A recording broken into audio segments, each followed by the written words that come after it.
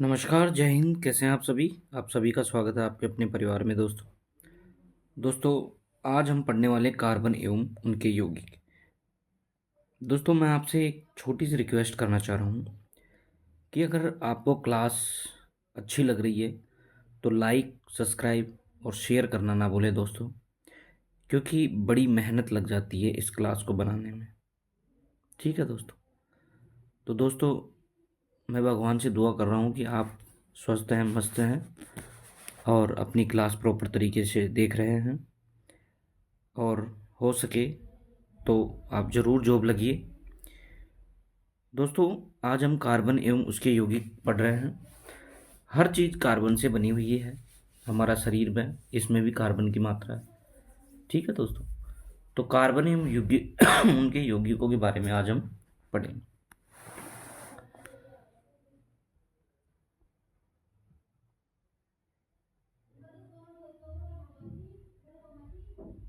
देखो,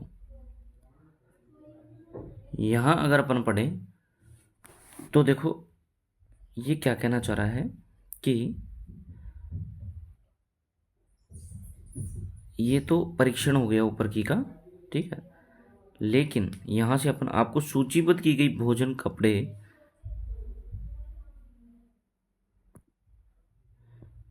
कपड़े, दवाओं, पुस्तकों आदि अनेक वस्तुएं सर्वतोमुखी कार्बन पर आधारित है।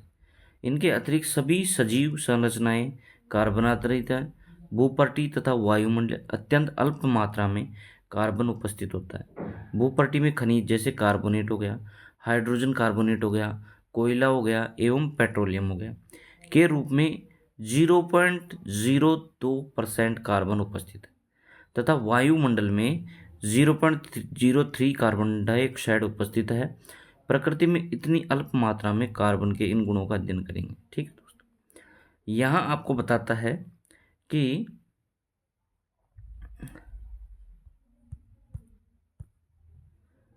कि कार्बन में आबंध, सहसंयोजी आबंध, ये चीज़ों के बारे में अपन पढ़ेंगे। अब देखो, यहाँ पे बताया गया है, देखो ये पढ़ो।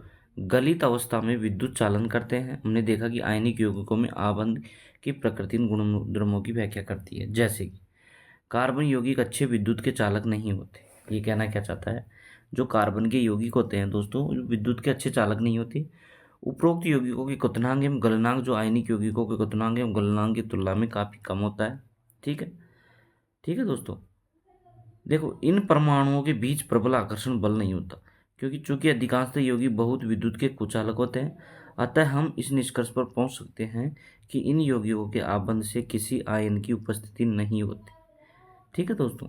ये चीजें अपन को दे रखी। अब यहाँ देखो, ये क्या कहना चाहता है कि विभिन्न तत्वों की संयोजन क्षमता तथा संयोजकता इलेक्ट्रॉनों की संख्या पर निर्भरता के बारे में अध्ययन किया। हम कार्बन के इलेक्ट्रॉनिक विन्यास के बारे में अध्ययन करेंगे। कार्बन की परमाणु संख्या 6 है। कार्बन के विभिन्न कक्षकों में इलेक्ट्रॉनों का वितरण कैसे होगा? कार्बन में कितने संयोजी इलेक्ट्रॉन होंगे? हम जानते हैं कि बाहरी कोश को पूरा भरने देने अर्थात उत्कृष्ट गैस विन्यास को प्राप्त करने की प्रवृत्ति के आधार पर तत्वों की अभिक्रियाशीलता समझाई जाती है। आयनिक यौगिकों को बनाने वाले तत्व सबसे बाहरी कोश से इलेक्ट्रॉन प्राप्त करके या उनका ह्रास करके प्राप्त करते हैं। कार्बन के सबसे बाहरी कोश में 4 इलेक्ट्रॉन होते हैं। उत्कृष्ट गैस विन्यास को प्राप्त करने के लिए 4 इलेक्ट्रॉनों को प्राप्त करने या खोने की आवश्यकता होती है। यदि इन इलेक्ट्रॉनों को प्राप्त करना या खोना हो तो ये 4 इलेक्ट्रॉन प्राप्त C4- ऋणायन बना सकता है, लेकिन 6 प्रोटॉन वाले नाभिक के लिए 10 इलेक्ट्रॉन अर्थात 4 अतिरिक्त इलेक्ट्रॉन धारण करना मुश्किल हो सकता है। ठीक है दोस्तों? फिर बात आती है, ये 4 इलेक्ट्रॉन खोकर C+4 धनायन बना सकते हैं, लेकिन चारों इलेक्ट्रॉनों को खोकर 6 प्रोटॉन वाले नाभिक में केवल 2 इलेक्ट्रॉनों का कार्बन धनायन अत्यधिक ऊर्जा की आवश्यकता होती है। कार्बन अपने परमाणु अथवा अन्य तत्वों के परमाणु के साथ संयोजकता इलेक्ट्रॉनों की साझेदारी करके समस्या सुलझा लेता है। केवल कार्बन ही नहीं बल्कि अन्य तत्व भी इस प्रकार के इलेक्ट्रॉन साझेदारी करके अणुओं का निर्माण करते हैं। जिन इलेक्ट्रॉनों की साझेदारी की जाती है वे 2 परमाणुओं के बाहरी कोशों में होते हैं, तथा इनके परिणामस्वरूप दोनों ही परमाणु उत्कृष्ट गैस विन्यास की स्थिति को प्राप्त करते हैं। कार्बन यौगिकों की चर्चा पहले ही इलेक्ट्रॉनिक साझेदारी से होती। ठीक है दोस्तों? आगे अपन पढ़ेंगे। देखो, यहाँ इसने डायग्राम के साथ में बताया है कि जैसे ये हाइड्रोजन परमाणु है और ये हाइड्रोजन परमाणु है, दोनों मिलकर एक H2 बना रहे हैं, यानी क्या बना रहे हैं दोस्तों, H2 बना रहे हैं। ठीक है, यहाँ देखो ये H2 बना रहे हैं, ये चीज़ें इसी में समझाई गई है। जैसे अब यहाँ देखो ऑक्सीजन है, ऑक्सीजन के कितने परमाणु क्रमांक कितना है, 8। ठीक है, 6, तो 6 ये हो गए, 2 इसका हो गया और 2 इसके हो गए, ये मिलके एक बने ऑक्सीजन के 2 परमाणु के बीच। अब देखो ऑक्सीजन भी क्या बनता है, हमेशा O2 रहता है। ठीक है, और ये N2 ही बनता है ये भी। इसके बाह्यतम इलेक्ट्रॉन में, नाइट्रोजन के जो बाह्यतम इलेक्ट्रॉन में कितने रहते हैं, 3। तो ये त्रिबंध बनाता है। देखो ये सिंगल बॉन्ड बना रहा था, वो ऑक्सीजन डबल बॉन्ड, ये त्रिबंध बना रहा है। ठीक है दोस्तों, तो ये चीज़ अपन ने समझ ली। उसके बाद देखो ये क्या बना रहा है, हमें बता रहा है कि अमोनिया के अणु का सूत्र NH3 है। क्या है, NH3 है। क्या आप इस अणु की इलेक्ट्रॉन बिंदुता संरचना चित्रित कर सकते हैं। ये देखिए, हम मेथेन को देखते हैं जो कार्बन का यौगिक है। ईंधन के रूप में मेथेन का अधिकाधिक उपयोग होता है तथा यह बायोगैस एवं संपीड़ित प्राकृतिक गैस का प्रमुख घटक है। ये कार्बन के सर्वाधिक सरल यौगिकों में एक है। मेथेन का सूत्र CH4 होता है, जैसा कि आप जानते हैं। हाइड्रोजन की संयोजकता एक है, कार्बन चतुर्संयोजी, क्योंकि 4 संयोजी इलेक्ट्रॉन होते हैं। उत्कृष्ट गैस विन्यास की स्थिति को प्राप्त करने के लिए कार्बन इलेक्ट्रॉनों की साझेदारी 4 परमाणुओं के साथ करता है। ठीक है दोस्तों, तो ये चीज़ें सारी बता रखी हैं इसमें। ठीक है, और सहसंयोजी आपंद ये बनाता है। ठीक है, यहाँ फिर बात क्या आता है, यौगिकों के क्वथनांक एवं गलनांक कम होते हैं, क्योंकि परमाणु के इलेक्ट्रॉनों की साझेदारी होती है। आवेशित कण बनते हैं, सामान्यतः ऐसे सहसंयोजी यौगिक विद्युत के कुचालक होते हैं। ठीक है दोस्तों, तो ये चीज़ें आपको समझा रखी हैं। तो ये देखो, अब कार्बन के 3 हैं, एक तो हीरा और एक ग्रेफाइट और एक हो गया C60 बक मिस्टिंग फ्लोरीन। ठीक है, तो ये एक कार्बन के ही अपर रूप है तीनों।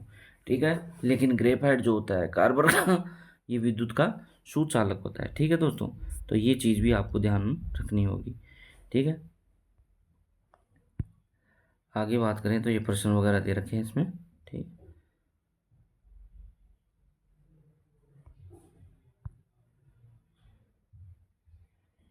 अब देखो दोस्तों, 3 प्रकार की होती है, एक तो संतृप्त कार्बन और एक असंतृप्त कार्बन। संतृप्त क्या होते हैं, असंतृप्त क्या होते हैं, देखो यहाँ देखो, ये देखो मीथेन की संरचना में पहले समझ चुके हैं, कार्बन एवं हाइड्रोजन से बनने वाले अन्य यौगिक एथेन, जिसका सूत्र देखो क्या होता है कि जो संतृप्त कार्बन होते हैं ना, वो उनका सूत्र क्या होता है, CnH2n+2। और ये तो एल्केन का है, फिर एल्केन एल्कीन CnH2n, बस ये हो गया एल्केन। और एल्काइन CnH2n-2 भी हो जाता है इसमें। ठीक है, तो ये क्या है, ये तो एक संतृप्त है, ये दोनों क्या है, असंतृप्त है। ठीक है दोस्तों, तो ये चीज़ भी आपको ध्यान में रखनी होगी। फिर इसके बाद ये हाइड्रोजन की बता दी इसने कि ये बंध कैसे बनते हैं। देखो सी कार्बन कार्बन में ये हो गया, कार्बन चतुर्संयोजी होता है, तो कार्बन चतुर्संयोजी होगा तो उसके साथ 4 अणु जुड़ेंगे। ठीक है, 4 अणु जुड़ेंगे। ठीक है, प्रोपेन की संरचना चित्रित करते आणविक सूत्र C3H8 हो गया। ठीक है दोस्तों, ये सारी चीज़ें आपको देखनी होगी। ये देखो, फिर उसके बाद ये अपन को बता दिया इसने कि देखो श्रृंखलाएं, शाखाएं एवं बलय।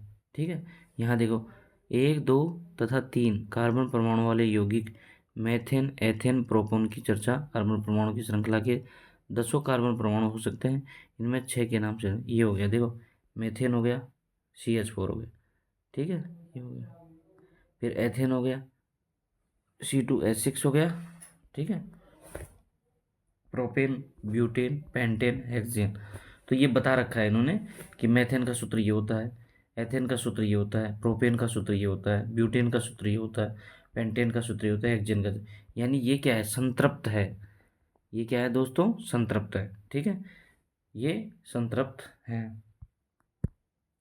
उसके बाद की अगर अपन बात करें, देखो ये दे रखा है इन्होंने, एक एक चीज को समझा रखा है प्रॉपर तरीके से। तो देखो यहाँ देखो, आप यहाँ देखोगे शेष संयोजकता के स्थान पर हाइड्रोजन। अब देखो यहाँ इसने क्या देखा, दोनों संरचनाओं में एक ही सूत्र C4H10 समान आणविक सूत्र लेकिन यौगिक भिन्न भिन्न है। तो ये कार्बन श्रृंखला किसी यौगिकों में परमाणु वलय में अव्यवस्थित होते हैं, जैसे साइक्लोहेक्सेन का सूत्र C6H12 हो गया। ठीक है, ये हो गया। और इसके बाद देखो ये सूत्रों के बारे में बेंजीन की संरचना बता रखी है। देखो ये बेंजीन की संरचना, बेंजीन क्या C6H12 होता है। ठीक है, हाइड्रोजन कार्बन जुड़े होते हैं। C6H6 एल्केन, हाइड्रोकार्बन एल्केन हो गया। ठीक है, C6H6 होती है कौन, बेंजीन। ठीक है, बेंजीन ये होती है। इसके बाद की अगर अपन बात करें तो ये देखो इसमें बता रहे हैं एल्कोहल, एल्कोहल का जो एल्डिहाइड समूह होगा, प्रकार्यात्मक फॉर्मूला होगा वो OH होगा। एल्डिहाइड का क्या होगा, एल्डिहाइड का ये होगा C डबल बॉन्ड, एक H और एक ये खाली, क्योंकि देखो चतुर्संयोजी होता है कार्बन, तो 2 3 और एक 4। ठीक है, ये हो गया। कीटोन की बात करें तो कीटोन O लगाएगा। ठीक है, एल्डिहाइड जो होगा COH होगा, जबकि कीटोन CO होगा, और कार्बोक्सिलिक एसिड होगा तो COOH होगा। ठीक है दोस्तों, तो ये चीज़ें भी अपन को बता रखी है इसमें, कि अल्कोहल के बारे में बता दिया इन्होंने और इन सब के बारे में बता दिया। फिर इसके बाद देखो, तो इनमें अंतर की बात करें ना तो CH2 का अंतर होता है। ठीक है दोस्तों, तो ये चीज़ें भी अपन को देखनी पड़ेंगी। फिर इसके बाद देखो ये यहाँ इन्होंने बता रखा है हेलो एल्केन, इनके बारे में देखो, ये हेलो एल्केन है पूर्व क्लोरोब्रोमो, तो क्लोरोप्रोपेन, ब्रोमोप्रोपेन, प्रोपेनॉल, प्रोपेनेल, प्रोपेनोन, ये सारी चीज़ें इसमें दिखा रखी है। ठीक है दोस्तों, अब ये आ गया क्वेश्चन, कार्बनिक यौगिकों के अपरूप की बात करता है, तो ये दहन के बारे में भी बात कर रहा है। ठीक है, उसके बाद ये देखो इसमें भी कुछ ऐसी चीज़ें नहीं है, यहाँ देखेंगे अपन तो देखो ये एक अपन को वो दे रखी है रिएक्शन, जिसमें देखो ये CH3CH2OH, तो यहाँ KMnO4 की उपस्थिति में K2Cr2O7 प्लस ऊष्मा, तो CH3COOH बनेगा। ठीक है, ये हो गया, ये KMnO4 हो गया, और K2Cr2O7 की उपस्थिति में हो गया है। ठीक है दोस्तों, 15 16। अब देखो यहाँ पे ये देखा ना, प्रतिस्थापन अभिक्रिया की बात करता है। देखो प्रतिस्थापन अभिक्रिया की अगर बात करें अपन, तो ये देखो क्या कर रखा है, देखो यहाँ डबल बॉन्ड के साथ C है, ये R है और ये प्रतिस्थापन अभिक्रिया CH4Cl2 सूर्य के प्रकाश की उपस्थिति में अगर ये होती है CH3Cl प्लस HCl हो गई। ठीक है दोस्तों, तो ये आपको दे रखा है। अब यहाँ देखो अनेक कार्बनिक यौगिक हमारे लिए अनमोल किंतु यहाँ व्यवसायिक रूप से महत्वपूर्ण दो एथेनोइक अम्लों के ऊपर अध्ययन करेंगे। ठीक है, ये हो गया। इसके बाद देखते हैं अपन 17वां, देखो सोडियम की अभिक्रिया करवा रहे हैं, ये सोडियम की अभिक्रिया, ये रिएक्शन भी आपको प्रॉपर तरीके से याद करनी है ये सारी चीज़ें। ठीक है, फिर ये हो गया अल्कोहल बनाना, फिर इसके बाद ये क्षारक अभिक्रिया, एथेनोइक अम्ल, सोडियम हाइड्रोक्साइड, इनके बारे में बता दिया इन्होंने। ठीक है, यहाँ से ये साबुन के बारे में, तेल की बूंदी जुड़ गई, तो ये देखो ये तेल की बूंदी ये जुड़ गई इनकी। ठीक है, तो ये तेलीय होते हैं, आप जानते हैं कि आप पानी में घुलनशील लंबी कार्बोक्सिलिक संरचना है। ठीक है दोस्तों, तो ये अपन को प्रॉपर तरीके से, बाकी इनके क्वेश्चन वगैरह आ गए। ये साबुन की चिकनाई, साबुन के बारे में बता रहा है ये। ठीक है, जो तेलीय पदार्थों को निकाल देता है, क्योंकि साबुन क्या है, एक क्षारीय पदार्थ है। ठीक है, तो वहाँ से निकाल देगा। ठीक है, जय हिंद दोस्तों, अपनी क्लास बहुत अच्छी रही और मैं आपसे रिक्वेस्ट करता हूँ क्लास को शेयर करें, सब्सक्राइब करें, लाइक करें।